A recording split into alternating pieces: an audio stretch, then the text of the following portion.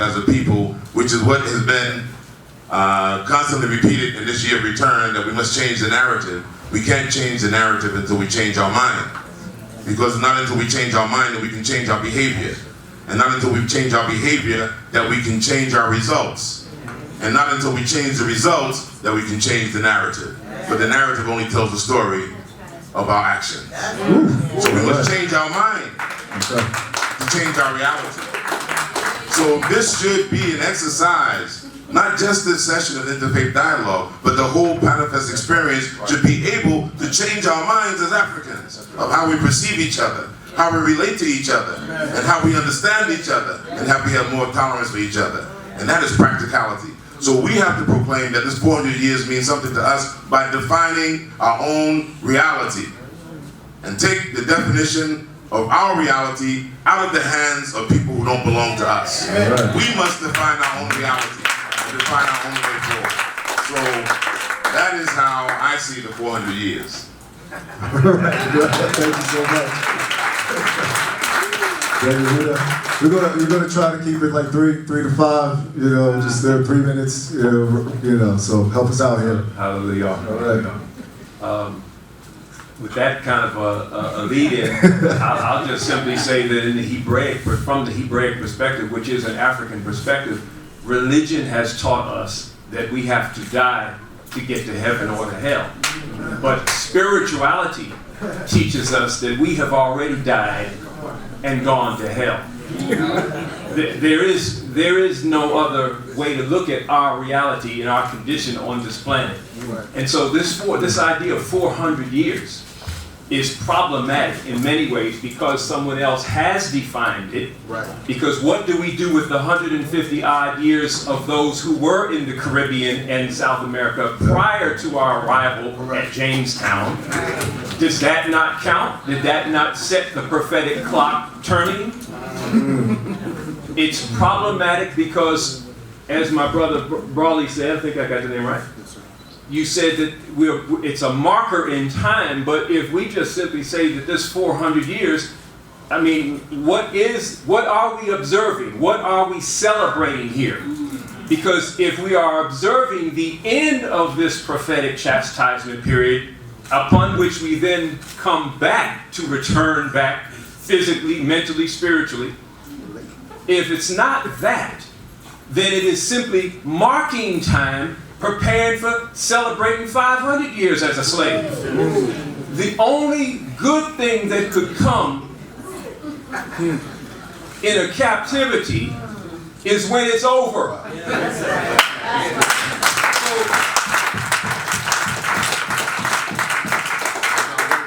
Now, one of the questions that's asked in the, and I'll close out with this, you said, where is this? You asked Africa even, wow, where is this? The question is asked, I don't even see it right now, it's not even that long. But the question is asked, is Africa the solution? For those of us coming out of the diaspora, that question was answered as early as 1900. Bishop Henry McNeil Turner made the statement in 1900. He said, Africa is our home. Any man that has the sense of an animal must see that there is no future in that country for our people. 1900 he made that statement. What is it? What else do our people want? And those of you from the diaspora, raise your hands, please. What else are you expecting to happen to our people before you realize that that is not where we're supposed to be? Donald Trump has made it crystal clear for you. For those of you from the UK, you now have Donald Trump at number 10 Downing Street. He came into office the other day saying the same thing, make Great Britain great again. So what else do we need to hear? Donald Trump said, go back. Go back where you came from. What else do we need to hear? But it's not going to be in multitudes. It's going to be just like it was in ancient Egypt. That's right. Whether you agree that that was actual metaphor or actual place. We had to come out of that captivity. And I mean, it's time. What are we waiting for? We ain't got no respect for time, Mr. Brother said. 400 years is over. Hallelujah. All right. Thank you very much. Imam Aziz. Yeah, I think I would even waste any of the time because they've already said most of the things that are supposed to be said. But Brother Kobna deserves once again another round of applause. And I say this because in his own small way, he has decided to bring us what I would call a mini United Nation that is currently right now happening over here in Cape Coast. Now, this meeting should have been what should be at the United Nations level, where people will have to discuss interfaith dialogue so that we can understand each other and then begin from that point. But then they go there and they decide something that's economic, whatnot. But if the bases are not the right, where do you get the buildings to be able to carry on? So for Brother Kotner to have thought that let's have an interfaith, something that is so unique, even the so-called big men did not even thought of it. And he has brought it to Cape Coast here, Ghana. He deserves another round of applause. He asks, what is the 400 years bill that was signed in US? I think it marks the final journey of people who are in the wilderness, and as it were, they didn't know, yes. And then there was a time for them to return because they have now fulfilled whatever it is to be fulfilled, and then they need to come back and take their own destiny into their own hands and then chart a new path. That is how I see it. And then finally, from my perspective, from the Islamic perspective, he was talking about some enslavement. But yes, this type of enslavement, no doubt, was a kind of culture that every religion came to meet. But at the end of the day, today, like my members of the panel said, look, this is over. Enslavement is no more. But we need to liberate ourselves from our mental. Yes, the mental slavery is still there and we need to liberate it. Once that is done, we become full and complete people, capable of waging crusade in any other continent that we can find ourselves. And America and whoever they are, all so-called our bosses, they now know that Africa is ready. And Africa is the next boss of the whole world.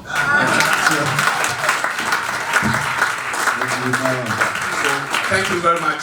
I think what is on the bill actually would have been something that you, from the other side, will be asking questions and we see what we can do. But if we are asked to make a statement or something, we will not be able to cover it in a manner that we want. So if there is a question time, yes, we'll be able to then address whatever is agitating your mind. Thank you very much. Thank you, Thank you. I think I'm going to answer this question in two parts. First of all, I need to say that this question is inherently problematic for me and people like me because it's framed within the context of Abrahamic thought. Okay, wilderness, I don't know what you're talking about. For those of us who uphold the African-based traditions in Voodoo, in Candomblé, in Palo Mayombe, Chambo Baptist, Witi, etc., etc., etc., this question is problematic and becomes almost invalid. Also because we're physically here in Ghana, so we need to analyze this thing in geotemporal terms and geopolitical terms as well. In Haitian Voodoo, the Priya Jo and the Priya Guinée, which is a prayer that is said at the beginning of every single ceremony, we acknowledge a number of things in our prayer. We acknowledge that we are divine beings, that we were abducted to a place across the Atlantic, that we were, in some instances, betrayed by our own people, that we are warriors and sages, and that we have always been globally. We, in fact, refer to the Zanj who were Africans revolting against the Caliphate in 863 in the Common Era, 863. So that the struggle that we face as people who have been enslaved, people who have been oppressed, the people who have been righteous, at least has to go back that far. And we acknowledge Bookman. We acknowledge our history in our prayers. We acknowledge that we're liberators as such. And we also make a commitment at the end of the prayer to never forget those we love. We never forget our homes, our homelands, we never forget who our cultures are, where we descended from, who our people were by way of our mothers, by way of our fathers. So that in fact we have been on a geo-spiritual journey, and we're going to prevail at the end of that. Amen. You know. So in voodoo, we have to know ourselves, we have to know, again, that we are divine beings. Our prayers and our daily rituals reiterate the light that is within us, that we are in balance and should be in balance with the universe, and where there is injustice, to make things just, to make things right. In Voodoo, we are an eco-theology of liberation, which means that we are connected to all the elements of the world, just as our sister from Ghana Blay was talking about, acknowledging earth, air, fire, water, and the principles, the science behind all of that. So whatever happens to us impacts everyone else, everywhere else. Our continued enslavement and oppression only furthers the oppression of other people, whether or not they know it, whether or not they acknowledge it. Part of the reason we have the Donald Trumps in the world and the Boris, what's Boris' last name? Yes, Johnson's, is because those people, those European cousins, for lack of a better word, are in peril. They realize that their end is near. And so this is a response. Go back where you came from. We're going to make things great again. In other words, they're going to try to continue keeping us down. You know, we say in IT that any animal that is in danger and is put in a corner is just going to get crazy and wild. So that's what we're witnessing politically, this craziness, this wildness. And in Voodoo, we talk about that. Our religion is more than just a religion. Our form of spirituality is more than spiritual. It is a discipline. It is a philosophy. It is an understanding of how we are to live in the world. And there is an unapologetic understanding that you need to fight back. You need to fight back, and if you need to cut heads off and burn houses down, you need to do that too. Because the fact of the matter is, we're not in that position. And you have to be willing to love yourself and love each other enough to die for one another. That is a fundamentally Abrahamic thing, is it not? That is the ultimate expression of love. To be willing to die for it. And Malcolm understood that, and Toussaint understood that, and Nzing understood that, and Zumbi dos Palmares understood that, and you can go down the list of any one of our leaders anywhere in the world, they all understood that. Now the question is, do you understand that? Amen. Thank you so much. We're gonna, we have been two panelists that may have to leave soon, so we're gonna allow them to make their closing statements, and then we're gonna ask two more panelists to join us. So everybody can play. You can respond to her as well. What I can say is that's my sister from another mother. And everything she said is what I and I as a people represent. Like Governor said, I have to rush off to Takoradi. Mr. Kwao Ansa is launching something. I'll encourage all of you from the diaspora to make time and go visit. He calls his museum Bisa Aberwa. And it's a museum that showcases our struggle as a people. Before I leave, I'd like to share something with you. A people without a nation they can really call their own is a people without a soul. Africa is our nation, and it's in spiritual and physical bondage because our leaders are turning to outside forces for solutions to African problems, when everything Africa needs is within her. When African righteous people come together, the world will come together. This is our destiny. These are words of His Imperial Majesty Emperor Haile Selassie on spirituality. To buttress this point, who knows Beyonce here? No, you've heard the name, you know who she is. Beyonce has done something that the Pan-African is like the big man said, Bishop Turner said at the turn of the century, that Africa is our home. And you know what Beyonce has done? The Lion King, the gift. He's done a collaboration with leading African musicians. You know why? All along we've been saying Africa is the next frontier, Africa is the next frontier. People don't take it serious. You see, when Queen Bey takes it serious, the world will realize. You're all welcome and enjoy your time.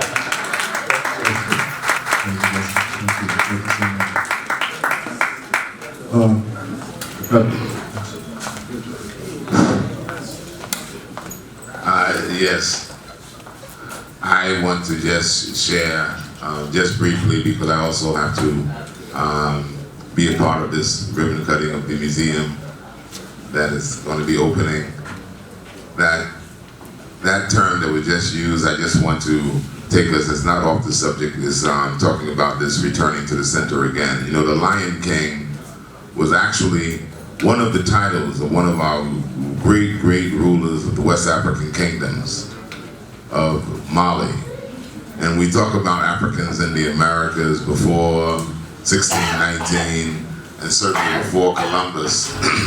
We know there was one of our West African kings, Abubakar II, is said to be the uncle of Mansa Musa, that traveled with 200 ships of men and 200 ships of cargo to the Americas. This is almost 180 years before the voyage that Columbus had made. And the title of this Lion King was also his nephew, Mansa Musa, traveled from West Africa to Mecca through Egypt. And one of the things that when we speak about Mansa Musa, we talk about the vast amount of gold and how rich he was. But if you read those narratives very close, what people talked about in the narrative of his delegation, let's start off with the 500 men that preceded him that were called servants or slaves. Those 500 men, each one of them bore a staff, pure gold, 8 to 10 pounds of gold. They were dressed in the most refined garments that had been seen in Mecca and Egypt. Can you imagine material and garments being found at that time that was fancy to the eye of those in the East who are known for fashion? What I'm getting ready to get at is that what was described in that narrative, that beyond the gold that they had and the excellent apparel that they were adorned in, were their character and personality. That is who we come from before they remade us over in new images with new names and new titles. We had not heard of Negro. We had not heard of Black. We had not heard of Jamaican. We had not heard of African American. These were the people that had marched from West Africa to East Africa on a homage, on a pilgrimage, to describe the people, the quality of character. So when we talk about even return, we must have the proper images in our mind of what we're returning to get back to the center of our brilliance and our resilience, and where that resilience comes from. We must replace back the proper images. For those of us who were carried away from here in the holds of ships, and we were subjected to the educational system in the United States of America, we know how they portrayed us and where we came from, and how they portrayed Mother Africa. And we also know that through colonialism and the establishment of schools on the African continent, how they portrayed us in textbooks, and how they portrayed the African and reshaping the African mind, and how they have trained those minds and brought those minds up. And the two biggest institutions for reshaping and remaking the African mind, to take it outside of the African self and center, has been religion and school. Wow. So for those who have come through the educational system and process, And it also come up in our religious institutions. We have suffered the most mental damage of sustaining our oppressors' institutions inside of our minds. And that's why it's our minds that we must change. It's like Carter G. Woodson said, when you come through the educational system and the oppressive system, once you graduate, you have to be able to give you on the path of recovery. Because what have you graduated from? And what have you become produced into? And if you've not kept a proper balance, you've just lost yourself and got a certificate to validate that. So we must continue to have this kind of dialogue and not fear to go to the root and the foundation of what is causing the conflict and the problem inside of ourselves. Because we've gotten comfortable with schizophrenic personalities. We have been used to having to deal in an oppressor's world and put on a mask every day, and now we must be able to understand and be truthful with ourselves how much of the mask have we actually become.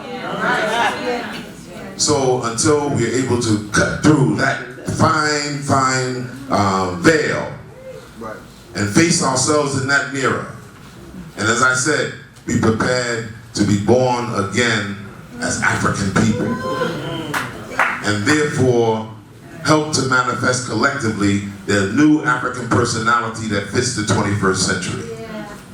What we have come through these last centuries, we have been molded and shaped into. And to take control of our destiny, we must take control of molding and shaping a new mind and a new spirit that fits into a new era and a new age. We're not just in a new decade, a new century, a new millennium. We're in a new age, and we need the doctrine, the spirituality, the reality that fits us into the new age. That's the new kingdom coming. And we must fit ourselves in it as new citizens for the new kingdom. And they're not talking about a one in the sky. Nope. But even when Jesus was teaching his disciples to pray, he prayed for thy kingdom to come on earth as it is in heaven. He didn't pray for a front seat on a spaceship to go to heaven. And he didn't pray for a front seat or a special, comfortable, what would I call it, first class seat on the rapture. Yes, let's make it real. Because it's going to happen in the twinkling of an eye that your mind's going to be changed. That's going to be your ascension. So it's not about preaching, but that's my last statement. Let's let this session go to the extent of its potential. And let's not be afraid of each other. Let's embrace each other. And embracing each other, we get to understand each other and we get to love each other. Peace and blessing. Thank you. Thank you.